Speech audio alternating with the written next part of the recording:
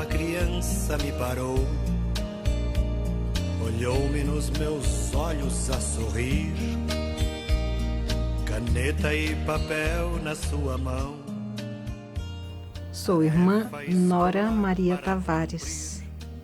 Entrei no Instituto em 1965, na cidade de Vassouras, no estado do Rio.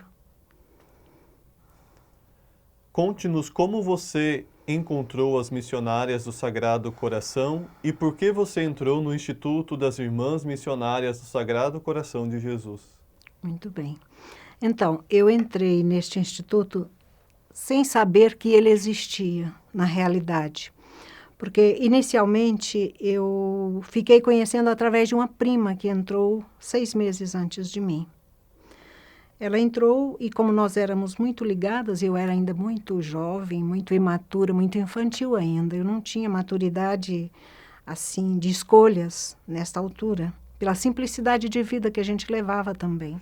Tínhamos a base cristã de família, uma educação pautada na justiça, no bem, mas sem muitos conhecimentos. Sabia que existiam irmãs, mas eu não conhecia diferença entre congregações, só sabia da congregação que tinha na minha terra, que era das Irmãs Filhas da Caridade de São Vicente de Paulo. E estas irmãs passavam nas cidades, procurando por vocações. E elas foram 6 meses antes da minha entrada, e a minha prima, com a qual eu tinha mais ligação, veio com as irmãs. E por ela ter vindo, eu fiquei assim meio querendo também saber, será que eu teria vocação para seguir essa vida? Embora minha mãe já motivasse a gente a ter um desejo de um segmento mais próximo de Jesus e de ter uma educação melhor. Mas eu sempre questionava minha mãe, como que eu vou entrar para uma congregação se eu não sei se eu tenho vocação e se eu não tiver? É aí que ela dizia, Nora, se você estiver bem, continue. Se não tiver, você volta, mas é uma oportunidade de ter uma boa educação, uma boa formação, um bom estudo, porque a gente era uma família muito numerosa, morávamos no interior, e ela sabia do tanto de bem que ela nos desejava e do que ela desejava para a gente, para ter como conhecimento da vida e das coisas e de ter estudo. E foi dessa forma que eu entrei, quando as irmãs retornaram à cidade 6 meses depois da entrada da minha prima. Tanto que nessa altura minha mãe nem na cidade estava, a gente tinha casa na cidade para os filhos estudarem e ela ficava na roça com os outros. E eu fui para a roça correndo feliz da vida, falei, mamãe, eu quero ir com as irmãs. Foi quando ela disse, pois se você quer, vai conversar com seu pai. O que ele disser está certo. Então fui ao encontro do papai, que estava na roça, lá com a enxada na mão, cheguei, papai, eu estou com vontade de ir com as irmãs que receberam a Belinha, que já foi. Bom, filha, se é esse o seu desejo, vai. Mas se você não se sentir adaptada lá, pode retornar. E foi dessa forma que minha mãe logo entrou no processo de arrumação do simples enxoval para minha entrada para a congregação. Pais de 13 filhos no primeiro casamento, eu sou a 5ª filha. Tinha apenas 15 para 16 anos nessa altura. E então entrei com uma grande perda dela em seguida, com 11 dias. Meu maior apego era minha mãe. Uma das coisas que eu tinha como dificuldade de sair de casa era deixá-la, porque eu tinha uma paixão pela minha mãe. Pelo papai também, pelos irmãos, mas a minha mãe principalmente. E Deus sabe das coisas. 11 dias depois eu soube, recebi carta de que ela estava doente inicialmente e logo em seguida ela não tinha aguentado, morreu de repente dormindo. Então algo que foi assim muito interessante na marca desta vocação para a vida consagrada, do chamado de Deus. E depois você perguntou sobre o que me trouxe, eu já expliquei. E o que me fez perseverar foi o conhecimento, paulatinamente, que eu fui começando a entender o que era, porque eu me dediquei de corpo e alma, porque desde criança eu fui sempre uma pessoa que era oferecida para as tias que davam à luz a filhos, para ajudar no resguardo. Então, eu fui aprendendo a ser altruísta. A partir daí, penso eu, isso é uma reflexão posterior, bem de pouco tempo para cá, que eu fui percebendo como Deus foi me preparando. E foi daí que eu fui começando também o aprendizado de ser voltada para os outros, né? E aí entrei na congregação e comecei a acolher tudo que a congregação oferecia como processo formativo e como conhecimento do carisma que eu não conhecia. Não conhecia Santa Cabrini, eu não conhecia nada de carisma, mas comecei, me empenhei e assimilei muito disso na minha vida, eu acredito. Por gentileza, conte-nos resumidamente quais funções e lugares no mundo você morou e trabalhou. Então, eu tive os primeiros anos de formação até 65, 70 eu fiz os primeiros votos.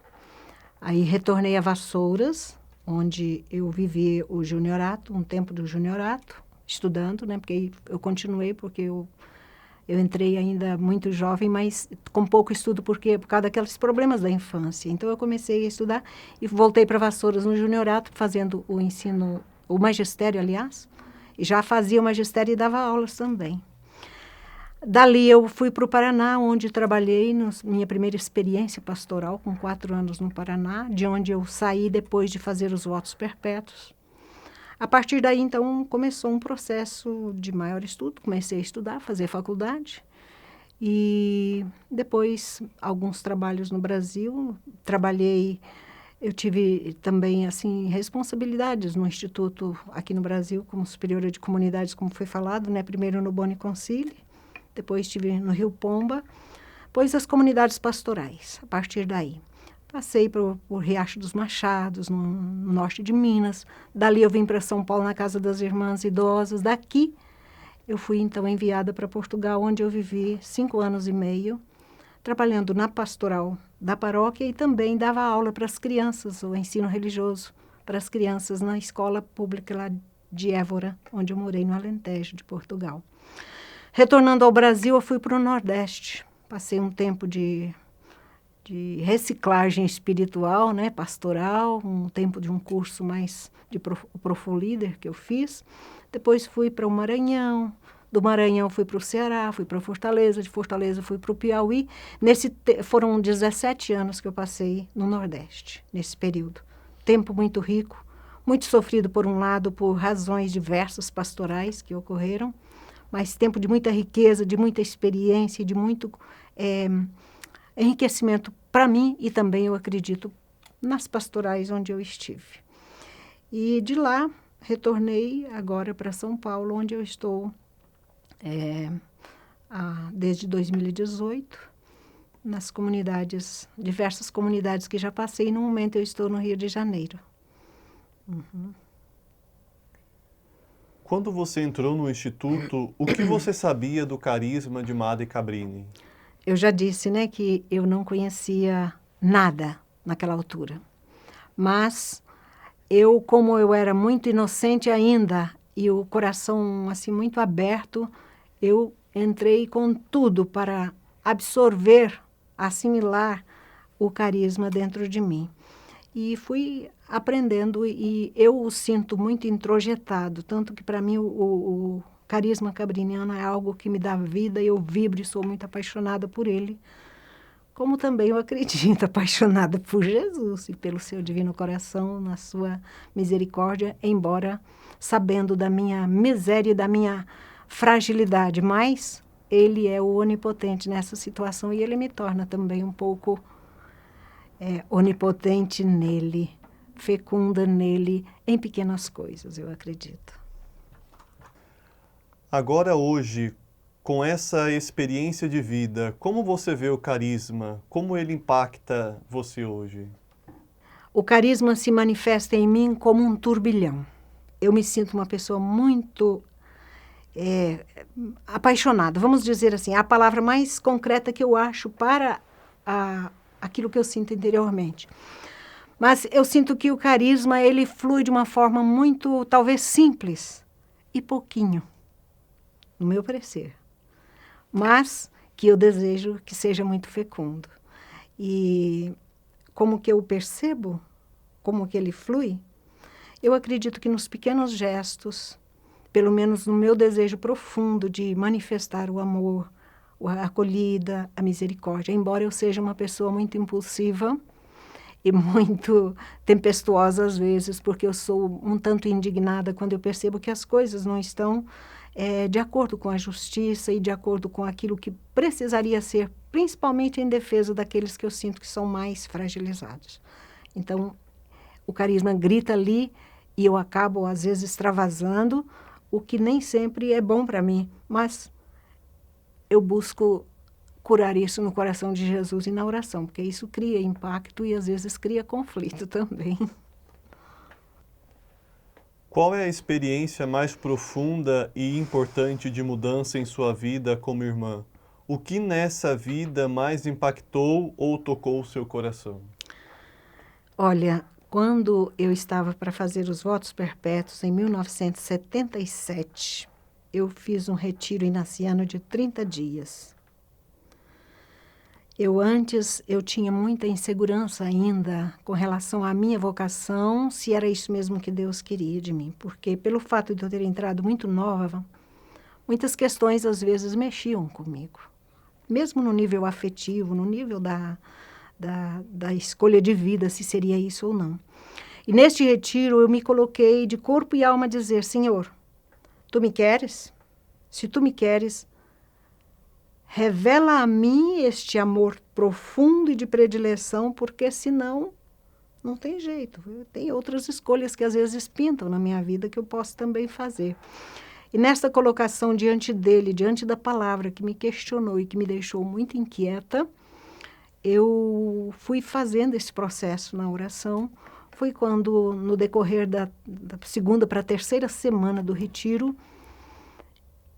ele, numa oração, numa vigília que nós fizemos pela noite, na madrugada, que a gente levantava para esse momento forte de oração, ele disse claramente, bateu na minha mente, no meu coração, o resto da madrugada, Nora, eu te escolhi, és minha.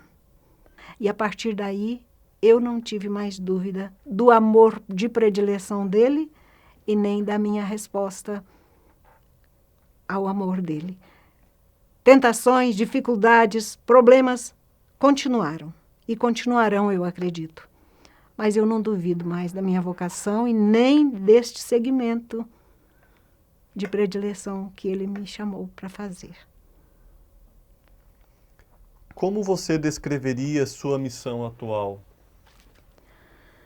Eu descreveria a minha missão atual, é uma missão de formiguinha, buscando ser presença, buscando ser alegria, manifestar e transbordar a alegria, mesmo no meio das dificuldades, porque as pessoas não têm a ver com aquilo que a gente tem por fora, mas buscar transfigurar os momentos difíceis na presença amorosa com ele e transmitir esse amor, não perdendo ocasiões. Isso em casa, com os funcionários, com as irmãs, no ônibus, em qualquer lugar que eu estiver. Com uma palavra, com um sorriso, com um gesto qualquer, é a minha forma de manifestar isso. Refletindo sobre sua vida como uma missionária do Sagrado Coração e portadora do amor de Cristo, o que foi mais gratificante em seu trabalho? Humanamente falando, a gente gostaria sempre de ter uma manifestação de que algo que a gente busca realizar ou busca ser tivesse um retorno. Isso, às vezes, pode gratificar. É algo que não acontece muito comigo. Mas eu sinto que a gratificação maior é saber que mesmo nos pequenos detalhes da vida, nos pequenos momentos, nos pequenos gestos, é sentir que algo ficou e que as pessoas ficaram marcadas pelo amor, pela bondade, pela ternura de Deus. E que Deus se serviu de mim como um canal, como uma fonte de bênçãos, né? Olhando atrás em sua própria história, o que você diria a alguém que está pensando em se unir às várias missões das missionárias do Sagrado Coração de Jesus? eu não só diria, eu digo isso sempre, eu sempre que tenho a oportunidade de conversar com jovens, com pessoas que a gente encontra, que às vezes a gente lança também um convite para um segmento, uma das coisas que eu digo para as pessoas: se você se sente chamada, venha, segue, mas segue Jesus. Não venha pela irmã, pelo valor que ela tem, e nem deixe de seguir por causa de um defeito, por causa de um conflito, por causa de dificuldades. Siga porque Ele te chama, porque Ele te chamou, Ele te chama, e porque é por causa dele. E você poderá fazer a diferença nessa situação e nesse mundo que está, e nessas situações todas do dia a dia. Então, faça a diferença pela sua experiência com Deus e não por aquilo que externamente venha te afetar. Sei que você já respondeu a isso em nossa conversa, mas por favor me diga em apenas uma frase ou duas o que significou para você fazer parte das Irmãs Missionárias. O que significa, eu vou dizer, o que significa fazer parte desta família eu não sei se eu vou conseguir responder, mas eu acho que o que significa é eu poder dar espaço para que os outros se sintam em casa, onde eu estiver, e que eu também tenha a liberdade e a alegria de me sentir em casa como membro dessa família. Em sua opinião, quais são as maiores forças do Instituto? A missionariedade, o apaixonamento por Jesus, a misericórdia que a gente quer ser sinal dela no mundo. Buscar e aprofundar cada vez mais nas fontes do nosso carisma. E deixarmos-nos apaixonar pelo reino de Jesus. Eu acho que é isso.